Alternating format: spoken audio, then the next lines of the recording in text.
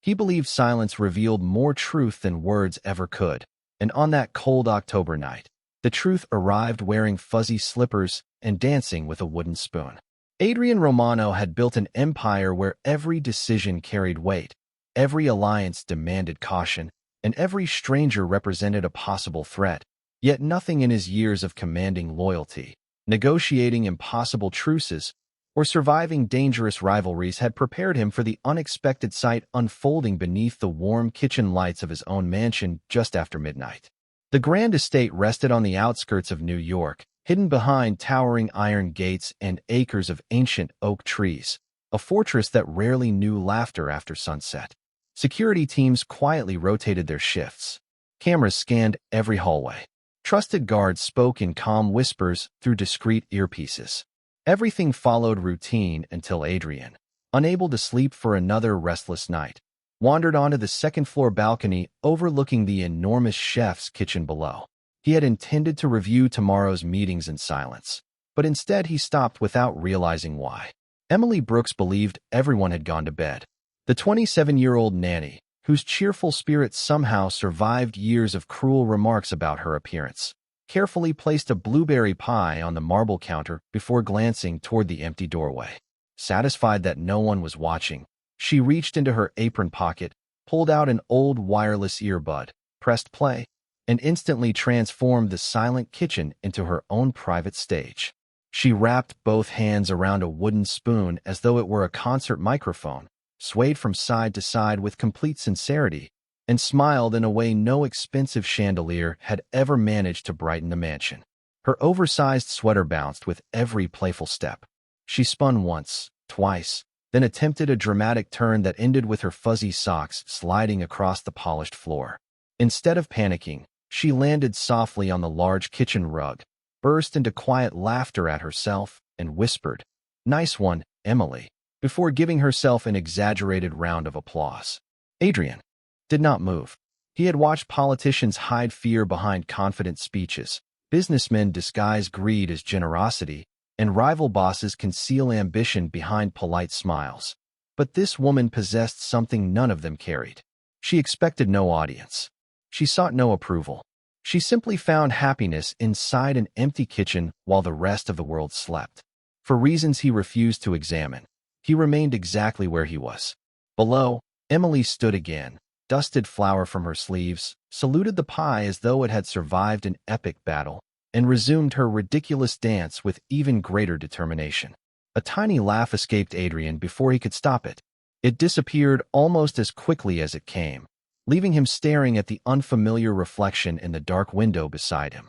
Meanwhile, beyond the estate's stone walls, a black SUV rolled slowly onto the deserted road before stopping beneath the shadow of towering pines. Its headlights switched off. Inside, unfamiliar eyes studied photographs of the Romano estate spread across a dashboard illuminated only by the soft glow of electronic screens. One picture lingered longer than the others. It was not Adrian's face. It was Emily's. Emily Brooks had learned long ago that the world often noticed her size before it noticed her heart, yet somehow she refused to let that become the story she believed about herself. Every morning before sunrise, she walked 4 blocks from the small apartment she rented above an aging bakery in Queens, carrying a faded canvas bag filled with homemade lunches because eating out cost too much. She always greeted the same crossing guard, waved to the elderly florist arranging fresh bouquets outside his shop, and stopped for exactly 30 seconds to leave a handful of birdseed near a cracked stone fountain, because she insisted the pigeons recognized her. Most people smiled politely before hurrying away, but Emily never seemed disappointed. Kindness, in her mind, was never a transaction. It was simply the way life should be lived. She had accepted the nanny position at the Romano estate 6 months earlier after her mother lost another round of expensive medical treatments, leaving Emily responsible for nearly every monthly bill. The salary had sounded almost unreal, although the contract carried unusual rules. Never ask questions. Never wander beyond assigned areas. Never discuss what happened inside the estate. Those conditions frightened other applicants, but desperation had a way of making impossible choices appear reasonable. During her first week, she accidentally addressed the head of security as the gardener, apologized so sincerely that even the stern guard struggled not to smile, then spent an entire afternoon baking chocolate chip cookies for every employee because she believed embarrassment should always end with dessert. The kitchen staff quietly began setting aside fresh ingredients whenever they knew she planned to bake. Housekeepers often traded shifts just to work alongside her because she filled long hours with harmless stories about childhood camping trips that always ended in spectacular disasters involving rain, raccoons, or burned marshmallows. Even the mansion's youngest resident, 8-year-old Oliver, had stopped hiding from strangers after discovering Emily could invent bedtime adventures where dragons collected library cards instead of treasure. Somehow, she turned ordinary moments into memories without realizing she possessed that gift. She remained blissfully unaware that several security officers had started referring to her over their radios as Sunshine because every room seemed lighter after she walked through it carrying flour on her sleeves and humming songs she never finished correctly. Yet beneath the cheerful smile lived quiet wounds she never spoke aloud. She still remembered classmates laughing when she struggled through gym class, coworkers whispering that nobody would ever fall in love with someone who looked like her, and one painful engagement party where an old acquaintance asked if she had been hired to cater the event instead of attending as a guest. Those memories occasionally returned when she caught her reflection in polished windows, lingering for only a heartbeat before she forced herself to smile again. She had made a promise years earlier while sitting beside her mother's hospital bed that she would never allow cruel words to steal tomorrow's joy. Across the city, however, people who had never met Emily Brooks were quietly collecting information about her daily routine. A printed schedule rested inside a leather folder. Photographs showed the front entrance, the nursery, the gardens, and the kitchen where she liked to sing while washing dishes. Every ordinary habit had become valuable to someone with hidden intentions, although Emily herself finished another busy morning believing the greatest challenge waiting ahead was convincing Oliver that broccoli could become superhero food if enough cheese happened to land on top. Adrian Romano had spent nearly 15 years convincing the world that emotions were expensive liabilities. Every person who entered his life was evaluated, every conversation measured, every smile questioned before it earned even a fraction of his trust. That discipline had transformed him into one of the youngest and most respected leaders in New York's underground power structure. But it had also built invisible walls so high that even those closest to him no longer remembered what genuine happiness looked like on his face. His mansion reflected that same philosophy. Every painting had been selected with precision. Every piece of furniture occupied its exact place. Every employee followed routines designed to eliminate surprises. Control had become the language of survival. Yet since that strange midnight performance in the kitchen, something inside that carefully ordered world felt unexpectedly different. During breakfast, he caught himself glancing toward the doorway whenever he heard light footsteps. While reviewing financial reports, he noticed cheerful humming drifting faintly through the hallway beyond his office. Instead of feeling irritated by the interruption, he found himself pausing until the melody faded before returning to work. He disliked the distraction, but he disliked even more that he did not understand why it affected him at all. Late that afternoon, Oliver burst into Adrian's library carrying a drawing covered with colorful crayon figures. The little boy climbed onto the leather chair without waiting for permission and proudly pointed toward a smiling woman with curly hair standing beside a large chocolate cake. "Emily says superheroes can bake too," Oliver announced with complete confidence. Adrian studied the picture for several quiet seconds before asking the first question that came naturally. "Did she make that cake today?" Oliver nodded enthusiastically. "She burned the first one because she was singing and forgot the timer, but she laughed and said mistakes taste better when you learn from them." Adrian almost smiled again. Almost.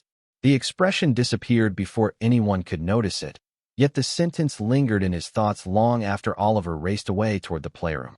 Later that evening, Adrian reviewed security footage for reasons he refused to admit even to himself. He skipped through routine camera angles until one recording showed Emily carrying an enormous basket of laundry almost as wide as her shoulders. Halfway down the hallway, one clean sock floated onto the polished floor without her noticing. A senior housekeeper quietly picked it up and tucked it back into the basket before Emily turned around, completely unaware she had been helped.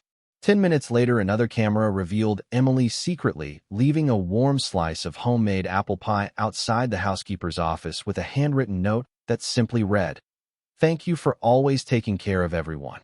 She never mentioned it to anyone. She expected no praise. Adrian leaned back in his chair, folding his hands as an unfamiliar conflict settled over him.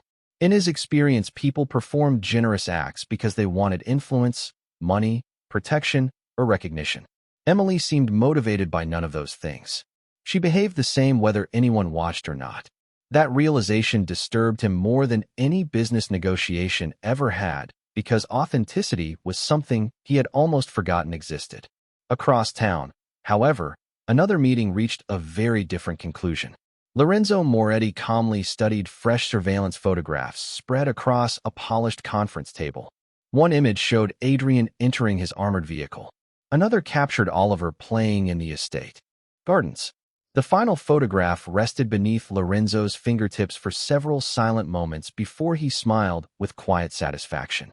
It showed Emily carrying a tray of cookies toward the nursery, completely unaware that someone outside the mansion had already decided she would become the easiest way to reach the one man nobody else had managed to surprise.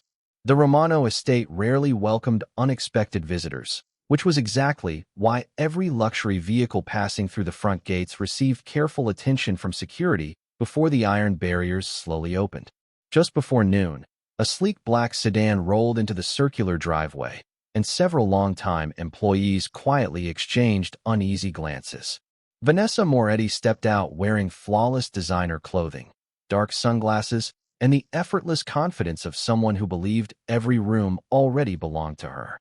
She was the daughter of one of the most influential families in New York and had spent years appearing beside powerful men at charity galas, business dinners, and exclusive social events.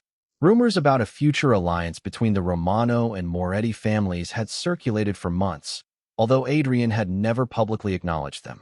Vanessa removed her sunglasses with elegant precision, smiled politely at the staff, and walked inside as though she had memorized every hallway. Emily, meanwhile, stood in the kitchen carefully arranging fresh blueberry muffins onto a serving tray for Oliver's afternoon snack. She quietly hummed another unfinished melody while attempting to balance a pitcher of lemonade, a small vase of flowers, folded napkins, and an extra plate that refused to stay where she placed it. Just as she finally declared victory over the impossible arrangement, she turned too quickly and bumped her elbow against the edge of the counter. One muffin bounced onto the floor, then another. Within seconds, the entire display looked less like afternoon tea and more like an enthusiastic bakery explosion. Emily froze for half a second before letting out a dramatic sigh. "Well," she whispered to herself, "gravity wins again." She bent down, rescued the untouched items, and laughed softly at her own clumsiness. That was the exact moment Vanessa entered the kitchen. She looked at the scattered pastries before slowly raising one perfectly shaped eyebrow. "I was wondering why this house always smelled like sugar," she said with a smooth smile that never reached her eyes. "Now I understand. Apparently chaos is part of the recipe." Emily stood up, brushing flour from her sleeves. "I promise the muffins usually behave better than this." Vanessa gave a quiet laugh, but there was no warmth behind it. "Do they? I suppose people become attached to comforting things. Cakes, cookies, extra servings." The words were gentle enough to avoid open confrontation, yet sharp enough to leave no doubt about their intention. Emily recognized the familiar tone immediately. She had heard versions of it since middle school. For just a brief moment, an old ache returned, but instead of answering with embarrassment, she simply smiled. Good thing muffins do not judge anybody. They disappear equally fast. Even one of the nearby housekeepers struggled to hide a smile. Vanessa, however, did not appreciate becoming the only person without the final word. Before she could continue, Oliver rushed into the kitchen carrying a toy dinosaur almost as large as his arm. "Emily," he shouted happily. "The green one says he is hungry." Emily immediately crouched to his height, picked up a broken muffin, and held it toward the plastic dinosaur. "Then we have a very serious emergency." Oliver burst into laughter while pretending the toy took giant bites from the pastry. Standing silently beyond the partially open doorway, Adrian had witnessed the entire exchange. He noticed the subtle insult. He noticed Emily refusing to answer with anger. More surprisingly, he noticed how effortlessly she transformed an uncomfortable moment into laughter for a child who never even realized tension had entered the room. For the first time in many years, Adrian questioned whether strength was always measured by power alone, because the woman everyone underestimated had just walked away from humiliation without surrendering either her dignity or her kindness. That evening, the Romano estate settled into its familiar rhythm as the last rays of sunlight disappeared behind the tall oak trees surrounding the property. Staff members quietly finished their assignments, while Oliver reluctantly accepted that bedtime would arrive far sooner than he considered fair. Emily carried a tray of warm milk and freshly sliced apples toward the nursery, smiling to herself after listening to the little boy spend 15 straight minutes explaining why dinosaurs would have made excellent firefighters. His imagination always managed to erase the weight she carried from the outside world, even if only for a little while. After reading one final chapter from his favorite adventure book and waiting until his breathing became slow and peaceful, she quietly slipped into the hallway, carefully closing the bedroom door behind her. The mansion seemed unusually quiet, almost too quiet. As she walked toward the back staircase, she noticed a door she had never seen standing open before. A soft glow spilled into the corridor from Adrian's private conference room. She immediately remembered one of the first rules she had been given on her first day. Never enter restricted areas. Never interrupt private meetings. She intended to continue walking without even glancing inside when a draft drifted through the hallway, sending a stack of papers sliding across the polished floor just inside the doorway. Emily froze. "Oh no," she whispered. Without thinking, she stepped forward just far enough to gather the scattered pages before anyone accidentally stepped on them. She kept her eyes lowered exactly as she had been taught, carefully aligning the documents into a neat pile. That was when unfamiliar footsteps echoed somewhere deeper inside the wing. Voices followed, calm, serious, growing closer. Emily's heartbeat immediately quickened. She realized she had wandered into the worst possible place at the worst possible moment. Looking around in quiet panic, she spotted a service entrance leading toward the kitchen corridor and hurried in that direction, clutching the papers she had intended to leave on the nearest table. In her nervous rush, she accidentally carried them with her instead. She did not even notice until she reached the kitchen and placed the stack beside a bowl of fresh fruit. "Wonderful," she sighed softly. "Now I borrowed papers without asking." She quickly picked them up again and hurried back, hoping nobody had noticed. At nearly the same moment, Adrian exited the conference room with two trusted advisors, discussing tomorrow's negotiations with measured focus. He stopped when he noticed several pages missing from the conference table. Security personnel immediately began checking nearby hallways, not because they suspected betrayal, but because confidential documents were never supposed to leave that room. Before anyone could search farther, Emily appeared around the corner, breathing a little faster than usual, holding the papers against her sweater with both hands. "I am so sorry," she said honestly. "The wind knocked these onto the floor, and then I accidentally walked away with them because I was trying not to interrupt anybody." One bodyguard instinctively stepped forward, but Adrian quietly raised a hand, signaling him to stop. Emily nervously handed the papers back, completely unaware that several security officers were studying every movement around them. At that exact moment, a discreet alarm appeared on one guard's phone. An unidentified vehicle had been detected lingering outside the estate's northern boundary for the third time that week. Adrian accepted the documents without taking his eyes off Emily. She looked genuinely embarrassed over an innocent mistake, while completely oblivious to the hidden danger slowly drawing closer. Somewhere beyond the estate walls, someone else was already learning the routines of the mansion with remarkable patience. And for reasons Adrian could not yet explain, the realization that Emily might unknowingly become part of that unfolding plan unsettled him far more than it should have. The following morning, the atmosphere inside the Romano estate shifted so subtly that only people trained to notice tiny details understood something had changed. Additional security vehicles quietly appeared beyond the front gate. Communication radios carried shorter conversations.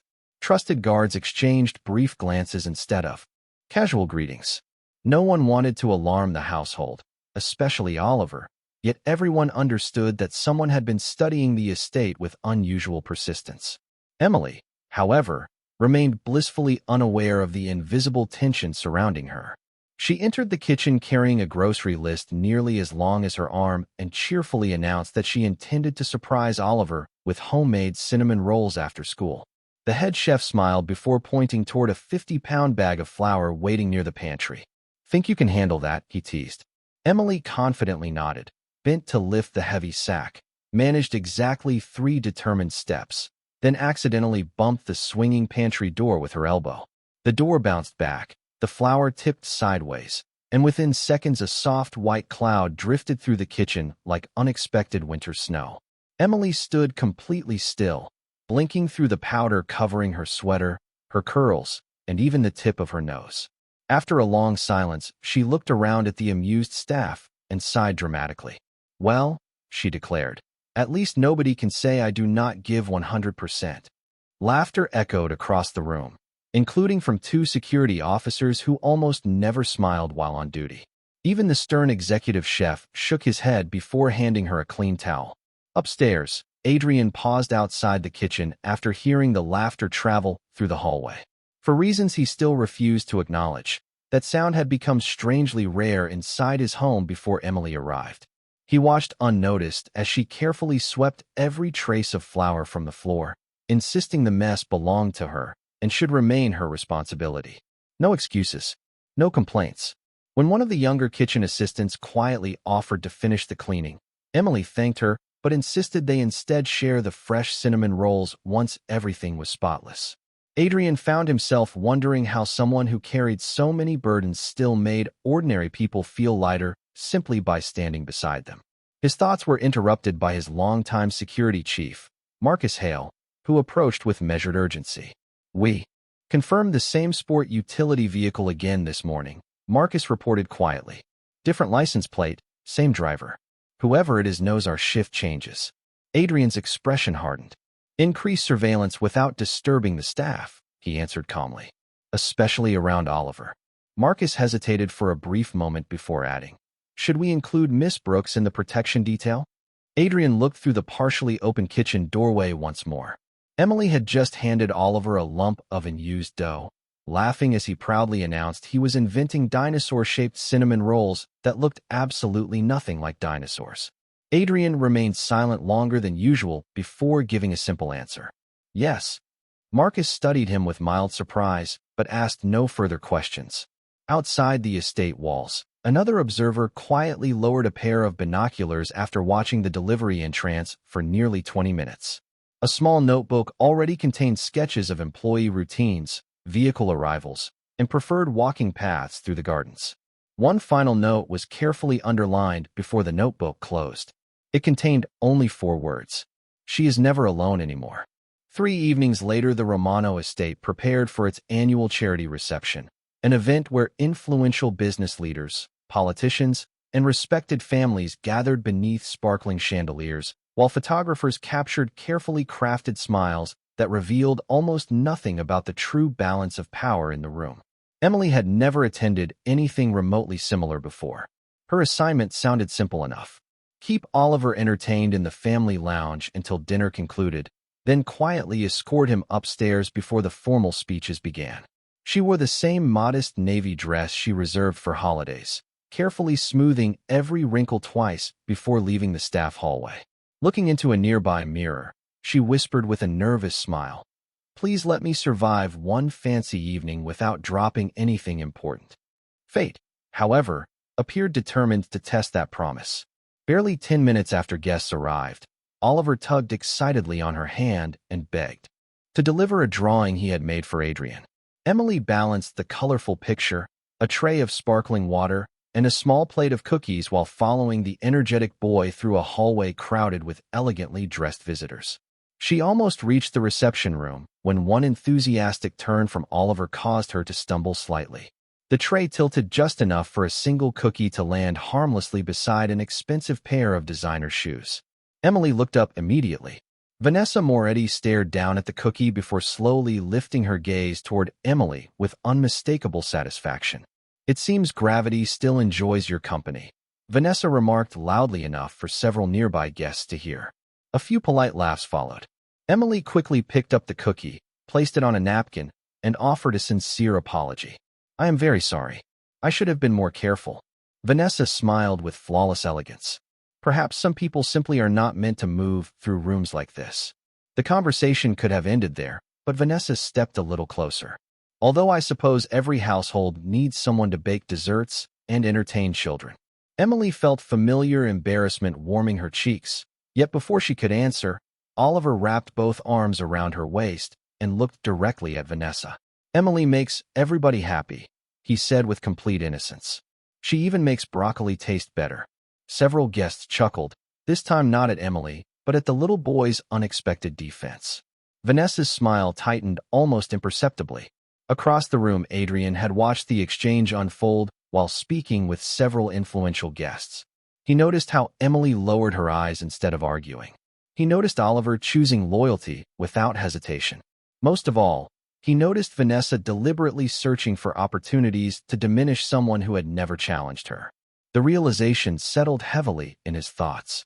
During the remainder of the evening, Adrian found himself paying less attention to financial conversations and more attention to the quiet nanny guiding Oliver through the crowded ballroom with remarkable patience. Meanwhile, unnoticed by everyone inside, a catering van parked across the street remained several minutes longer than necessary before driving away. Its driver never delivered food. Instead, he quietly photographed every security checkpoint surrounding the estate, including one image capturing Emily walking beside Oliver through the illuminated entrance. Less than an hour later, that photograph appeared on a private screen inside another building across the city. Lorenzo Moretti studied it silently before closing the folder with calm confidence. "The schedule is confirmed," he said. "The opportunity will come soon." The reception ended without incident, at least on the surface, but the peaceful image faded before the next sunrise. Adrian's security team quietly tightened every procedure while the estate resumed its normal rhythm, determined not to let invisible threats disturb daily life. Emily noticed only small changes. A different guard greeted her at the front entrance. Two unfamiliar vehicles remained parked beyond the gardens. Marcus Hale appeared more often in the hallways, always polite, always observant. Assuming the extra precautions were related to Adrian's business affairs, she continued focusing on Oliver, whose greatest concern that morning involved convincing everyone that pancakes tasted better when cut into dinosaur shapes. Emily accepted the challenge with complete seriousness, producing a breakfast that looked more like a prehistoric zoo than a proper meal.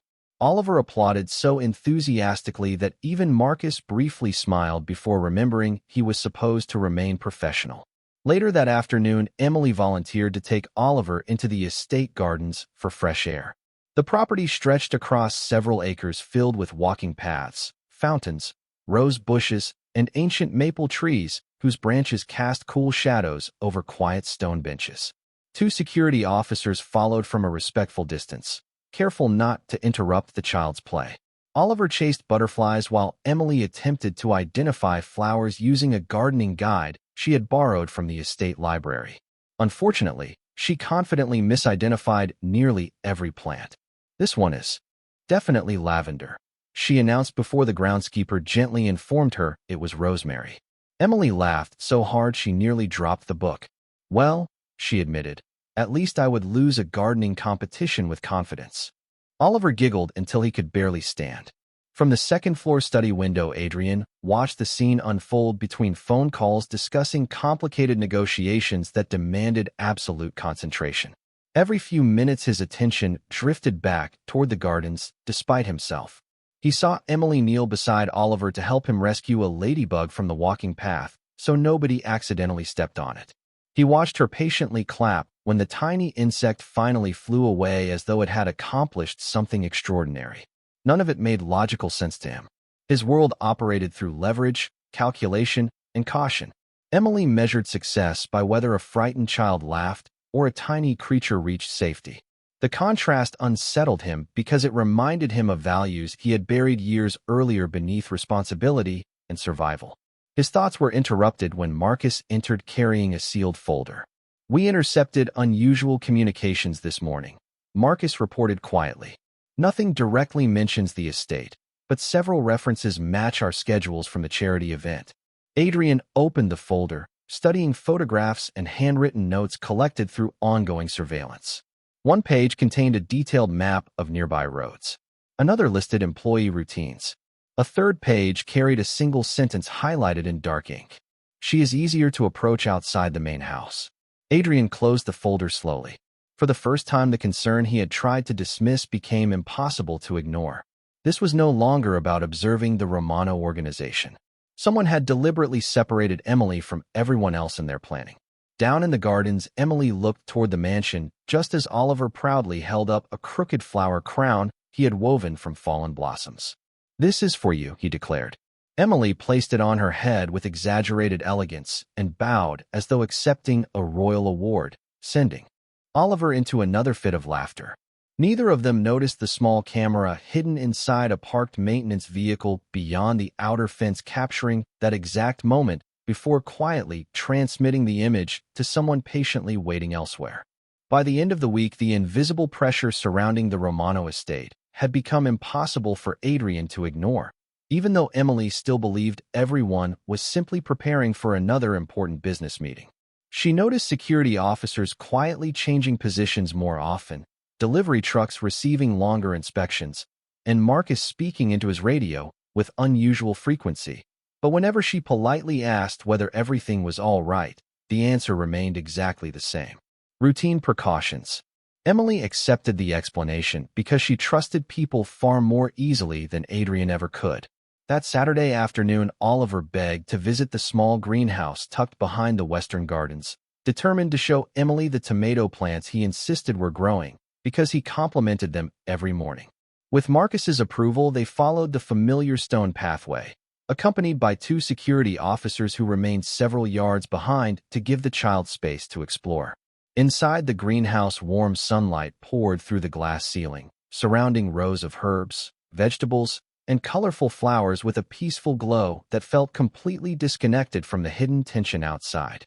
Oliver proudly introduced every plant by a name he had invented himself, declaring that one cucumber was Captain Crunch and another was Sir Pickles. Emily laughed so hard she accidentally knocked over a tiny watering can, splashing only her own shoes.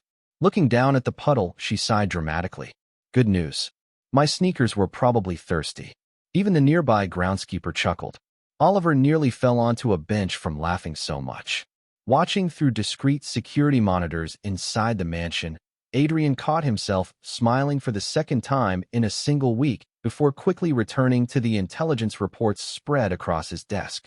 The smile disappeared when Marcus entered carrying another folder. "We found the maintenance vehicle from yesterday," Marcus said quietly. "It was registered under a false company name. Whoever rented it vanished before local authorities arrived." Adrian studied the latest photographs. Every image centered on the same person. Emily helping Oliver tie his shoes. Emily carrying groceries. Emily laughing beneath the maple trees. None included Adrian himself. That detail disturbed him more than anything else. "They are not watching me anymore," he said softly. "They are studying her." Marcus nodded. "Which means they believe she matters." Adrian remained silent. That conclusion should have been impossible because Emily knew nothing about confidential business, family alliances, or financial operations. Yet his instincts warned him that the people observing the estate did not need her information. They needed her presence. Outside, Emily carried a basket filled with fresh tomatoes toward the kitchen, while Oliver proudly held a single oversized zucchini above his head like a championship trophy. Halfway across the courtyard, a gentle breeze lifted the brim of Emily's straw hat, sending it rolling across the walkway. She hurried after it, laughing at her own bad luck. But before she reached it, one of the security officers calmly retrieved the hat and handed it back with a polite smile. Emily thanked him before placing the hat crookedly on her head without noticing. Oliver giggled. "It is sideways." Emily tilted it even farther and struck an exaggerated pose. "Then I must be starting a new fashion trend." Their laughter echoed through the courtyard. Yet neither of them noticed the distant figure standing beyond the outer tree line, with binoculars lowered at last. The observer quietly closed a notebook, made one final phone call, and spoke only a single sentence before ending the conversation. Tomorrow the waiting ends. The donation center welcomed families from every neighborhood with bright murals, colorful balloons, and volunteers carrying boxes filled with books, games, and warm winter coats.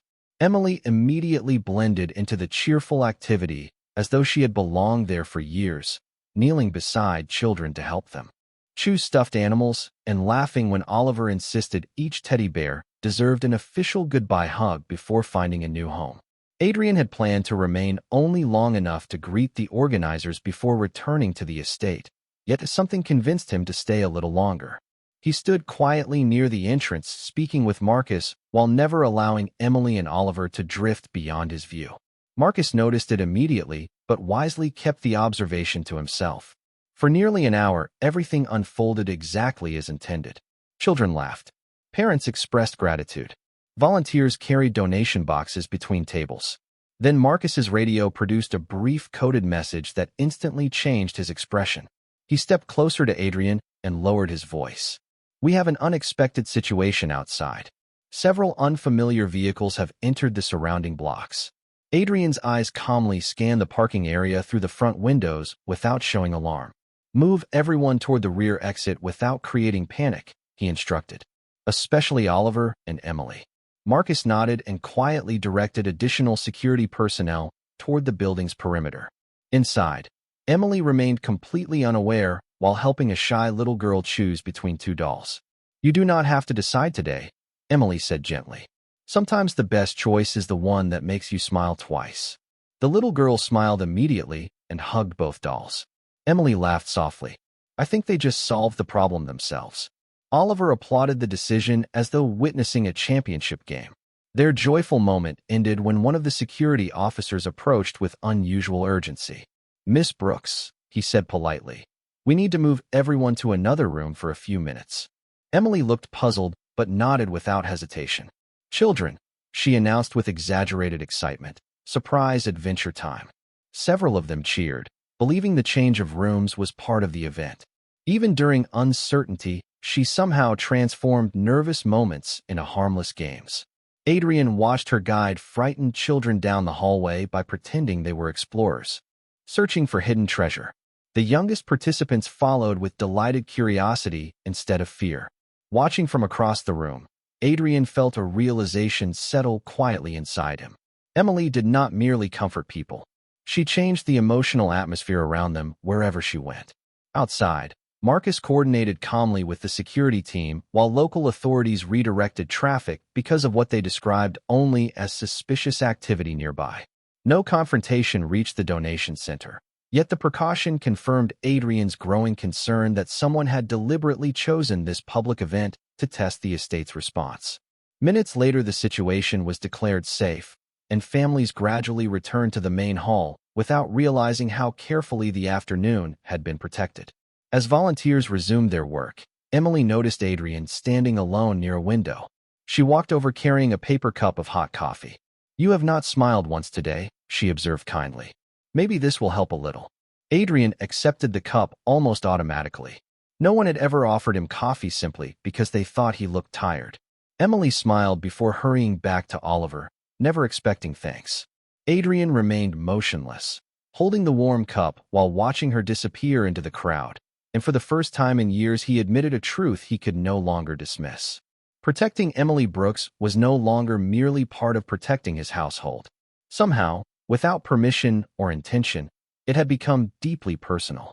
When the convoy returned to the Romano estate just before sunset, the towering iron gates closed behind them with their familiar quiet certainty. Yet Adrian no longer felt the same confidence those walls had always provided. For years he had believed that enough preparation could keep danger outside his world. Now he understood something far more unsettling. The greatest vulnerability was not a weakness in security, but caring about someone enough to fear losing them. Emily stepped out of the shuttle carrying an empty donation box tucked beneath one arm, while Oliver skipped ahead proudly announcing that giving away toys somehow made his heart feel bigger instead of smaller. Emily laughed warmly. "That is because kindness never makes less room. It somehow makes more." Adrian heard the sentence from several steps behind and found himself repeating it silently, as though committing it to memory. Inside the mansion, Marcus requested an immediate private meeting. Security reports covered the conference table alongside updated photographs collected during the past several weeks. This time the pattern could no longer be ignored. Every route Emily regularly walked had been documented. The children's center, the greenhouse, the kitchen entrance, the nursery hallway.